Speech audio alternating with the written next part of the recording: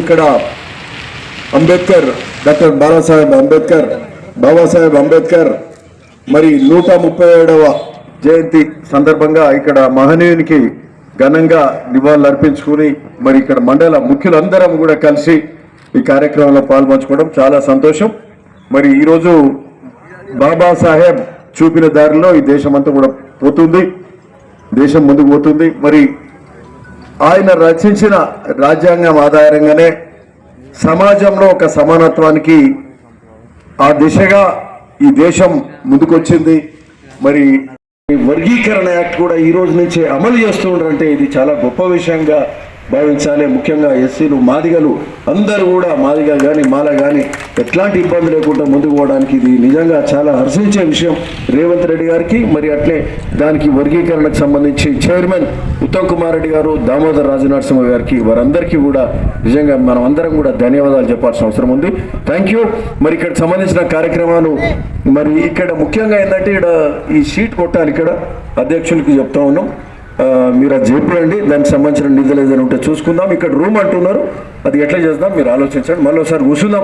ఎందుకంటే జిల్లా కేంద్రంలో పెద్ద కార్యక్రమం ఉంటుంది, అక్కడ స్టార్ట్ అయింది. నేను సరే 5 నిమిషాలని ఆగినా కానీ అక్కడ, ఎందుకంటే అక్కడ ముఖ్యం జిల్లా కేంద్రంలో ఆ కార్యక్రమంలో గ్రామ పెద్దల రామాంజన్ గౌడ్ గారికి, శ్యామ్ గారికి, నాగమయ్య గారికి, సత్యనారాయణ గారికి, వెంకటేష్ గారికి ఆ రోజు మన స్వాతంత్రం రాకముందు అసలు విద్య అనేది అందరి కుసమంగా ఉన్న సమయంలో మన అంబేద్కర్ గారు చాలా కష్టపడి ఆయన ఎన్నో డిగ్రీలు సంపాదించి ఈ సమాజంలో సమానత్వం, అణగారిన వర్గాలకు మరియు బడుగు బలహీన వర్గాలకు ఒక అంటే అందరినీ సమానంగా తీసుకొచ్చే ప్రయత్నంలో భాగంగా ఏం చేస్తే బాగుంటుందని ఉద్దేశంతో ఆయన ఈ రాజ్యాంగాన్ని చాలా గొప్పగా అన్ని దేశాల నుంచి తీసుకొని ఒక అతిపెద్ద రాజ్యాంగంగా మన భారత రాజ్యాంగాన్ని పూర్తి చేయడం జరిగింది. ఆయన బాటలో అడుగుజాడల్లో ఈరోజు మన కాంగ్రెస్ ప్రభుత్వం, మన ముఖ్యమంత్రి రేవంత్ రెడ్డి గారు ఎన్నో ఏళ్ల కల అయిన వారి వర్గీకరణ కానీ తర్వాత ఈరోజు కులగణన చేసి ఈ 42% రిజర్వేషన్ చేసి కేంద్రానికి పంపడం కానీ ఇవన్నీ ఆయన సూచించిన మార్గంలో ఆయన ఆశయాలను సాధించే దశలో మన ఈ ప్రభుత్వం కృషి చేస్తుంది.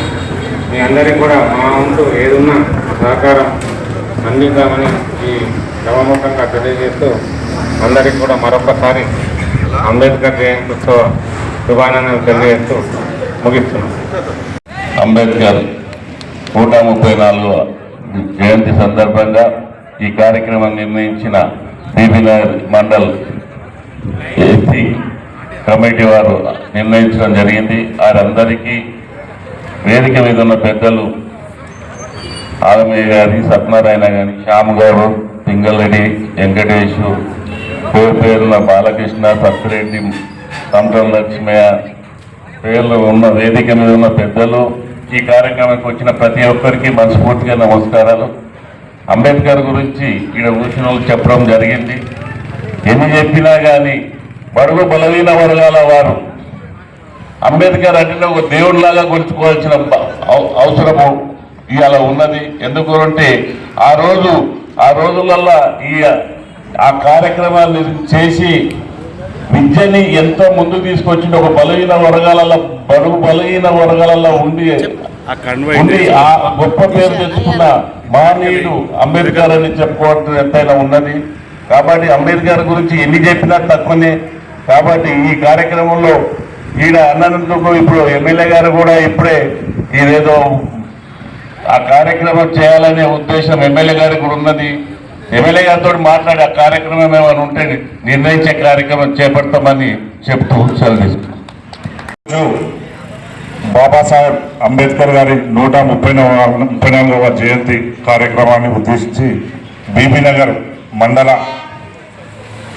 ఎస్సీ ఎస్టీ సోదరులందరూ కూడా అంబేద్కర్ జయంతి కార్యక్రమాన్ని ఇంతగా గొప్పగా చేస్తున్నందుకు వారికి పేరుగా ధన్యవాదాలు తెలియజేసుకుంటున్నాం.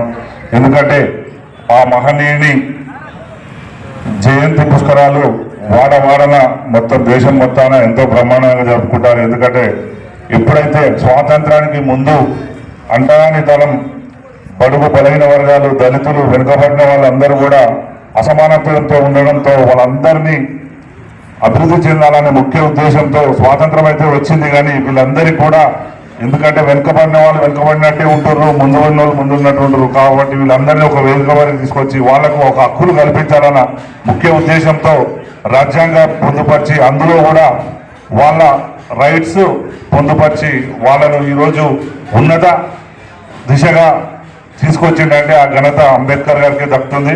కాబట్టి అంతటి మహనీయుని దేశంలో ఎక్కడ చూసినా అతని విగ్రహాలు పెట్టడం జరుగుతుంది. అదేవిధంగా దేశంలో కాకుండా ప్రపంచంలో కూడా ముఖ్య నగరాల్లో అంబేద్కర్ విగ్రహం పెట్టిందంటే ఆ మహనీయుని గొప్పతనం మనకు అర్థమవుతుంది.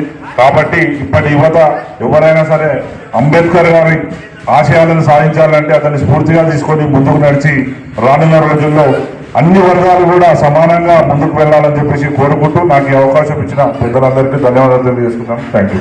ఈ సందర్భంగా ఈ కార్యక్రమానికి వచ్చినటువంటి అతిరథ మహారాజులకు పేరు పేరున ధన్యవాదాలు. అదేవిధంగా పందాల రామాంజనేయులు రాష్ట్ర నాయకులు, అదేవిధంగా శ్యామగౌడు, పందాల వెంకటేశ, బాలకృష్ణ, సత్యనారాయణ గౌడు, ఆగమయ్య గౌడు, బసవన్న, మిగతా సభ్యులందరికీ పేరు పేరున ధన్యవాదాలు. ఈరోజు 134 సంవత్సరాల పుట్టినరోజు సందర్భంగా ఆయన బడుగు బలహీన వర్గాల ఆశాజ్యోతి. ఎందుకంటే సమాన హక్కు చేసినటువంటి మహానుభావుడు. సమాన హక్కుల నేను బడుగు బలహీన వర్గాలకు చెందినటువంటి నా పేరు టంటం లక్ష్మయ్య. వాస్తవానికి ఆయన దయ వల్లనే నేను ఎంపీ అయినాను, ఉప సర్పంచ్ అయినాను. మరి నాయటువంటి ఎస్సీ ఎస్టీలకు ఎంతో మందికి మంచితనం కలిగిన మా రాజకీయంగా ముందుకు నడుస్తున్నారని మనసారా కోరుకుంటూ సెలవుస్తున్నాను. జై భీమ్. అంబేద్కర్ జయంతి ఉత్సవాన్ని పురస్కరించుకొని వేదికలు అలంకరించిన పెద్దలందరికీ, ఈ కార్యక్రమానికి చేసిన నా సోదరులందరికీ జై భీమ్లు తెలుపుకుంటున్నాను. ఇవాళ పొద్దు నుంచి జరిగిన కార్యక్రమంలో నేను చాలా పదాలు వింటున్నాను. ఒకరు అణగారిన వర్గాలని, ఒకరు దళితులని, ఒకరు కుల సంఘాల పేర్లు, ఇవన్నీ చెప్తూ ఉన్నారు. ఇప్పటికీ మనము అంబేద్కర్ పుట్టి 134 సంవత్సరాలు అవుతుంది. అంతకు ముందు ఉన్న ఇండియాలో పరిస్థితులు అందరికీ మీకు తెలిసి ఉండొచ్చు. అలాంటి సందర్భాలలో కూడా ఆయన ఎంతో గొప్ప చదువులు చదివి ఎన్నో దేశాలలో రీసెర్చ్ చేసి అంత పెద్ద కాన్స్టిట్యూషన్ని రాసి మనకిచ్చారు. దాంట్లో ఉన్నది ఆయన ఎందుకు కాన్స్టిట్యూషన్ రాశాడు అనే విషయాన్ని మనం గుర్తు చేసుకుంటే, ఇండియాలో ఉన్న పరిస్థితుల్లో అణగారిన వర్గాల గురించి ఆయన కాన్స్టిట్యూషన్ రాశాడు. ఎలా వాళ్ళు పైకి ఎదగాలి, ఎలా మహిళల హక్కులు ఉంటాయి, ఎలా చదువుకోవాలి, ఏం చేయాలి, ఒక దేశానికి ఎలా పరిపాలన ఉండాలనే విషయాన్ని తన కాన్స్టిట్యూషన్లో రాసినప్పటికీ ఇప్పటికీ మనము కుల వర్గాల కోసం, కులం కోసం పోరాటం చేస్తున్నాం. కుల నిర్మూలన కోసం పోరాటం చేయాల్సిన సమయంలో ఇంకా మనము రిజర్వేషన్ల గురించి మాట్లాడుతున్నాం. ఇవాళ ఈ రిజర్వేషన్లు అసలు మాకు వద్దు, మేము బాగా చదువుకొని ఎదిగి అసలు ఇలాంటి రిజర్వేషన్లు అనే మాట కూడా మనము మాట్లాడకుండా ప్రతి ఒక్కరిని విద్యావంతుల్ని చేసి, జ్ఞానవంతుల్ని చేసి పోరాటం చేయాలని ఆ ప్రతి ఒక్క కుల సంఘానికి ఇవాళ నేను చేతులెత్తి నమస్కారం చేస్తున్నాను. ఎందుకంటే ఇవాళ మనకు ఇలాంటి అన్యాయం పోవాలి అంటే ఒకే ఒక్క ఆయుధం ఏంటంటే అది చదువు మాత్రం. అలాంటి చదువు మీద జ్ఞానాన్ని పెంచాల్సిందిగా ప్రతి ఒక్క సంఘానికి నేను కోరుకుంటున్నాను.